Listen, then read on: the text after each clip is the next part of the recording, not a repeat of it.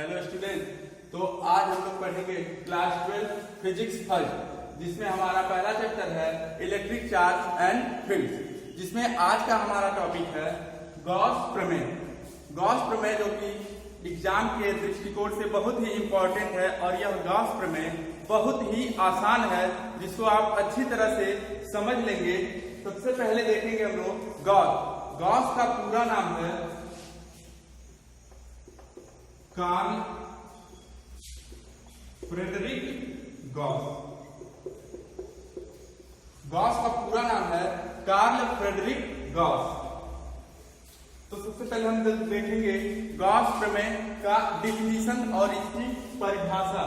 किसी बंद पृष्ठ या गॉसियन पृष्ठ, उस बंद पृष्ठ या गॉसियन पृष्ठ से गुजरने वाला वैद्युत फ्लक्स उस पृष्ठ से घिरे हुए कुल विद्युत आवेश का 1/ε0 गुना होता है।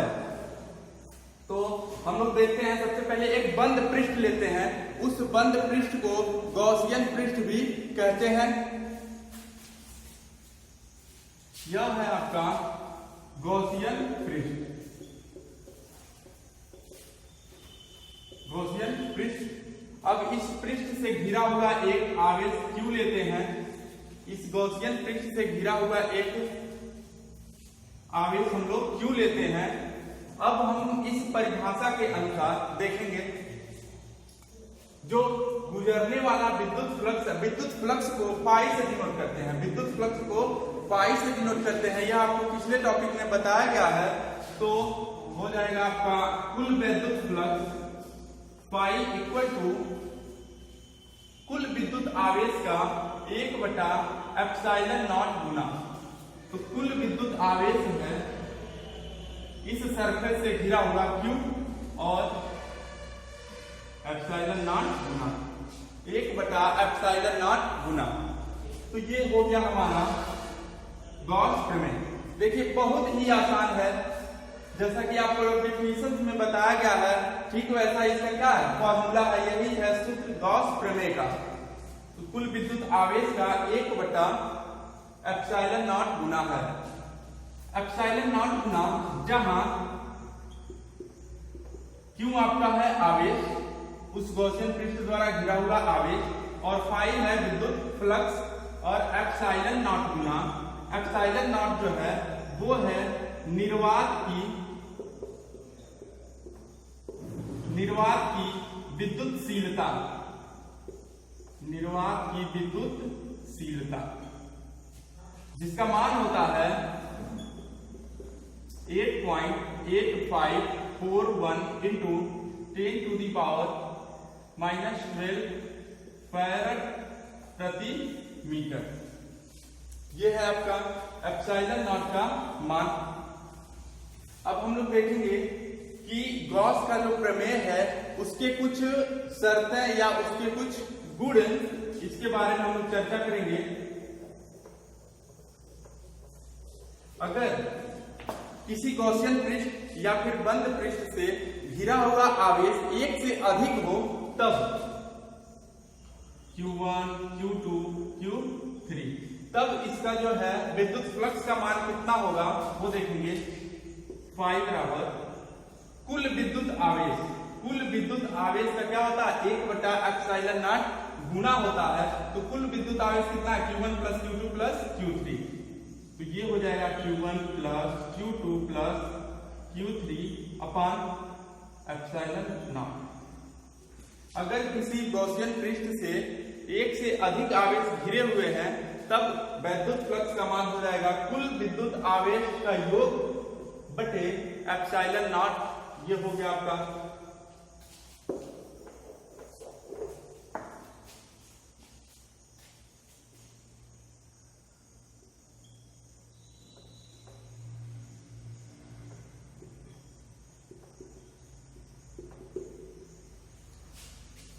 गॉसियन पृष्ठ से संबंधित कुछ शर्तों को देख लेते हैं गॉस प्रमेय से। तो सबसे पहला है, गॉस का प्रमेय केवल बंद पृष्ठ या फिर गॉसियन पृष्ठ के लिए सत्य है, यह खुले पृष्ठ के लिए सत्य नहीं है। और गॉस प्रमेय सिर्फ जो है आवेश के परिमाण पर निर्भर करता है, न कि उस पृष्ठ के आकार पर या आकृति पर।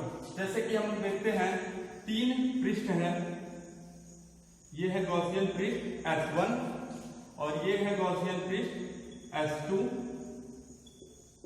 और तीसरा आपका गॉसियन पृष्ठ है S3, जिसमें आवेश का परिमाण है Q, इसमें भी है Q, इसमें भी है Q। अब बताएंगे कि इसके गुजरने वाला जो वैद्युत फ्लक्स होगा वह कितना होगा। तो हम लोग गॉस का प्रमेय लगाते हैं। मान लेते हैं पहले पृष्ठ पे गुजरने वाला वैद्युत फ्लक्स φ1 है, φ1 इक्वल टू कुल विद्युत आवेश का एप्सिलॉन 1/ε0 गुना, ये हो गया φ1, φ2 हो जाएगा Q/ε0। क्योंकि तीनों आकृतियों में जो आवेश का परिमाण है वो क्या है, समान है, तो जो वैद्युत फ्लक्स भी होगा वो भी क्या होगा, समान होगा। तो इससे यह पता चलता है, इसी प्रकार φ3 भी हो जाएगा Q/ε0।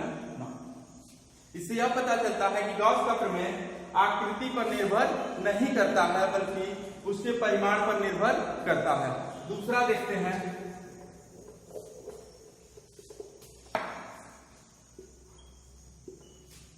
दूसरा जो शर्त है वो ये है कि गॉस का प्रमेय आवेश के परिमाण की स्थिति पर निर्भर नहीं करता है। अर्थात जैसे ये है आपका गॉसियन पृष्ठ, तो इसमें हम लोग रख देते हैं इस आवेश का स्थिति यहाँ केंद्र पर है और दूसरे गॉसियन पृष्ठ में हम लोग आवेश की स्थिति किनारे कर देते हैं परिधि के समीप।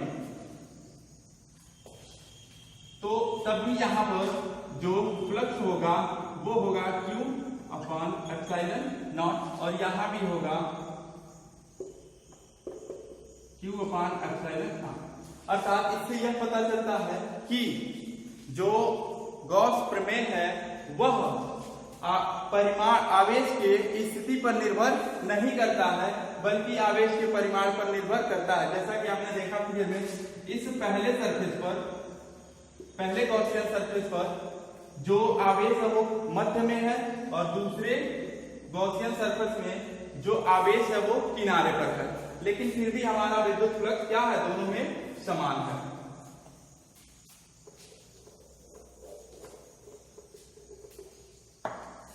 तीसरा है आपका, तीसरा जो शर्त है वह यह है कि गॉसियन पृष्ठ के बाहर स्थित कोई भी आवेश, गॉसियन पृष्ठ के बाहर स्थित कोई भी आवेश उसके वैद्युत फ्लक्स में कोई भी परिवर्तन नहीं करता है, यानी कि उसका कुल वैद्युत फ्लक्स क्या होता है, शून्य होता है। जो भी गॉसियन पृष्ठ से बाहर आवेश होगा उसका वैद्युत फ्लक्स क्या होगा, शून्य होगा,